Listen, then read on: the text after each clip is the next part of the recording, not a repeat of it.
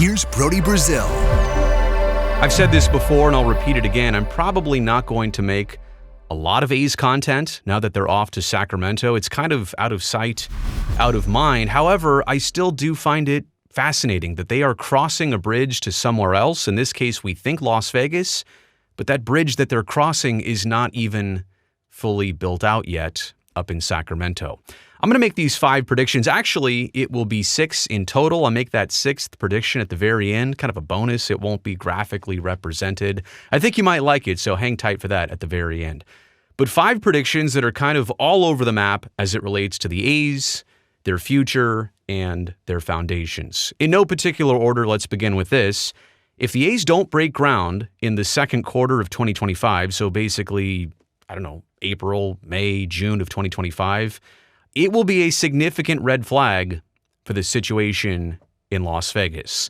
Now, let me explain why that would be a red flag, because no ground broken means some kind of problem or issue or setback. And I'm not even here to predict what that might be, whether it's from the financial side, the partnership side, a change of site location, the public funding being challenged to some degree, or any type of issue there. I don't even want to get into the weeds on that. I'm just here to say that if it doesn't happen on this timeline, which has been expected for many, many months now, in fact, more than a year, then something is obviously wrong behind the scenes. And look, they've had plenty of time to get ahead of this and stay on target for 2028.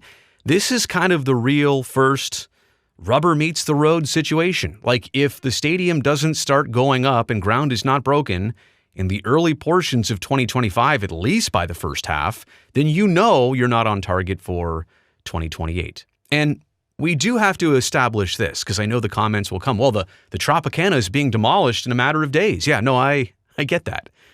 That was going to happen no matter what. Like, the owners and operators of the property and of that hotel, they were taking this thing down regardless. So that part doesn't really matter. Like, clearing the way has to happen for anything. But obviously Bally's is having some issues. GLPI don't exactly know where they stand on this, with this anymore. The 9-acre part, like all those questions you already know. My point is, if it still isn't happening by the second quarter of 25, we know that there are some issues behind the scenes, and we still have not seen the private financing plan for the project. It's been talked about, it's been discussed, but it's never been showcased. And that is the biggest looming part of this, because you can draw blueprints and renderings and come out with announcements all you want, but until the shovels get out there, and the shovels get out there due to money and payments and establishments, then we'll still have some of these questions. Second prediction here of 5. The A's of 2026, back to baseball on the field, they will either flirt with the playoffs or be in the process of breakup.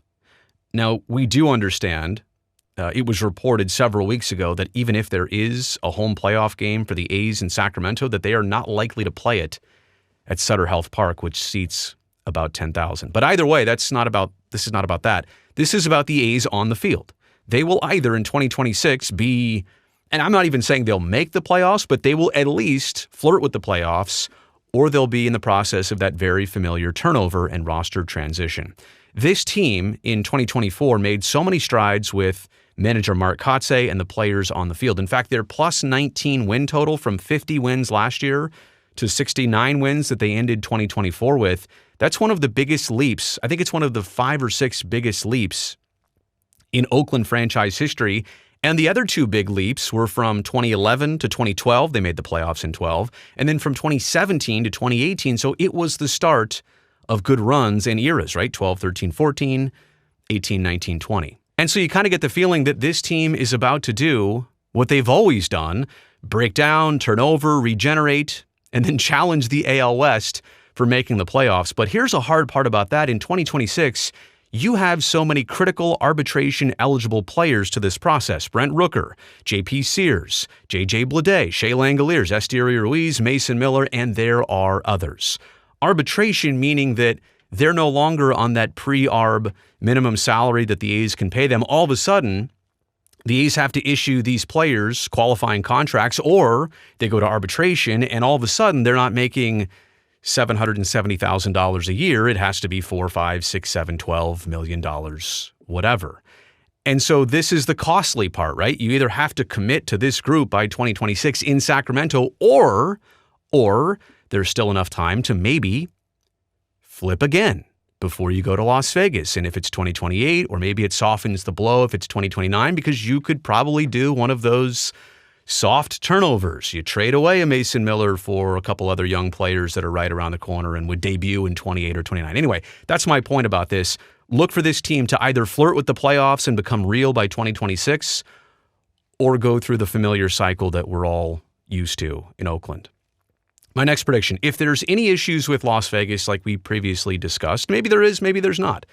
But if there is, Utah, Big League Utah and Salt Lake City, they will reemerge and make a pitch for the A's. And this should come as no surprise, right? I mean, they had the billboards up back in March.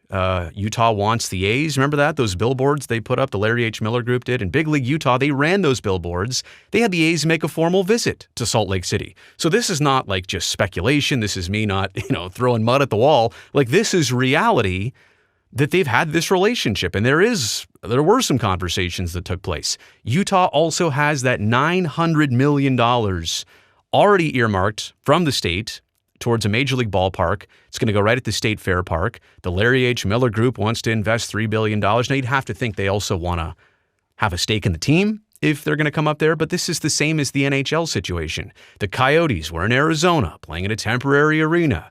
It had some issues. The NHL stepped in and said, all right, if we can't figure out your future home ASAP, and they couldn't, we need to move you to Utah because, Utah had $900 million for hockey too, a totally separate $900 million. I will also point out that Smith's ballpark is ready and empty. The Salt Lake Bees had been playing there for many years. They're going to get a brand new, smaller, but still beautiful ballpark in the community of Daybreak, on the very south side of the Salt Lake City Metroplex, if you will. And so Smith's ballpark is just fine. It's got a great view of the Wasatch Mountains. Like, it would be ready to go like now, like next year. It's empty and ready, and it could service as a major league temporary ballpark, as a minor league facility, just as good as anywhere else. So don't think for one second that Utah wouldn't put themselves back in that conversation. My next prediction here is that we won't exactly know how Sacramento works or does not work until a full home season happens. Now, I understand there's a lot of you out there who are pointing out the turf and pointing out the heat and pointing out a lot of different questions, and I have them too.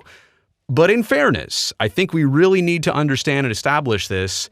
I want to see a full 81-game home slate played there before we can really grasp. It's to say that, yes, the criticisms are going to come over time, and this is going to come up and that's going to come up, of course. But you really can't have a full understanding, like I said, until you've gone through the full summer, until you've gone through September, until you've reached maybe a playoff situation, and then what happens? The first lap around is when this place and this situation can be fully judged. Again, one way or the other, and maybe there are things we thought would be problems that won't be problems. So understand all of that and put it in the equation of this. We won't understand how it fully goes until the very end of the season. I will point out 2024 was the hottest summer on record in downtown Sacramento. You've got the turf, you've got the setup, you've got the logistical issues of clubhouses and quick getaways for teams, and you can't play day games when you want to. The last time I was up at, Rayleigh Field, Sutter Health Park, only a handful of years ago, the press box seats less than 10 people. And that would be enough to maybe service a couple Sacramento media entities. But how about the visiting team? How about when the Yankees roll into town and bring 50 people of their own? It just wasn't meant for this. It wasn't built for this. I understand they'll try and get around it, but I'm interested to see how that goes. I've also got a separate video out. Maybe you can watch it if it's already out, or maybe it's coming out soon, but the ticket prices already are extremely high. According to StubHub, the cheapest tickets you can get right now are against the Rangers in April on a Thursday night for $200 each. So how's that going to go? What are ticket prices going to look like up in Sacramento? How's the resale market going to look? I don't know. And I will say this, it is a red flag if any games are not sold out. That's a bad situation. It's a bad look. You move to a brand new market, there's only 10,000 seats. You're almost forced to make sure that place is full on an every game basis, just for optics and obviously for financials too, right? They need people paying to be in those seats and paying the team because you're limited. You're capped at 10,000 seats per game. They need every game to be full. And at 10,000 a game, it should be doable, especially in the first year. Next prediction is that the A's will not crack a $100 million payroll, which they've never done, by the way, in team history. But they will also not do that here in Sacramento. Now, I understand we just talked about keeping the team or not by 2026, but I don't know that they're ever going to get to that $100 million amount. Now, I've prepared this beautiful bar graph for you. And what you're seeing in blue is the MLB median team salary. So that is basically the 15th and 16th team of the 30, how much they pay every season. And you can kind of see here from 2011 to 2024, it generally goes up. And then you can see with the A's, I mean, it's kind of gone down here, and everybody did in 2020, the year 2020. But I mean, let me redraw this line here. It generally looks like that. I don't think it takes an expert to see, like, the gap is widening here. And as I said before, somehow the A's have to find themselves from being here. I mean, if you want to be competitive, this isn't even the top, like, this is not the Yankees or Dodgers or any of the other high-spending teams, the Mets or the Padres. This is the median. This is like the 15th ranked team. Is it like the Guardians that are 15th ranked, something like that? You need to go from here to here. You need to go from 60-something to $160-something million if you want to mess around with the big boys. And so I just don't think that all of a sudden being in Sacramento with the limitations of capacity and income and the expenses of a roster and the expenses of building a stadium, I just don't think they're going to crack the $100 million payroll mark. Oh, okay, we've reached the end of this video. I gave you my 5 predictions. Here's the bonus.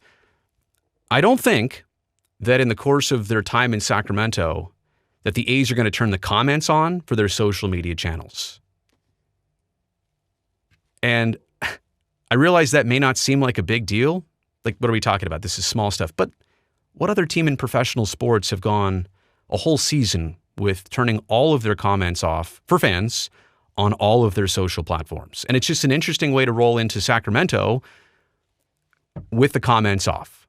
So we'll keep an eye on that, but it would be my prediction that they will probably keep it off, keep the comments off for Sacramento in the near future and this next season and maybe beyond.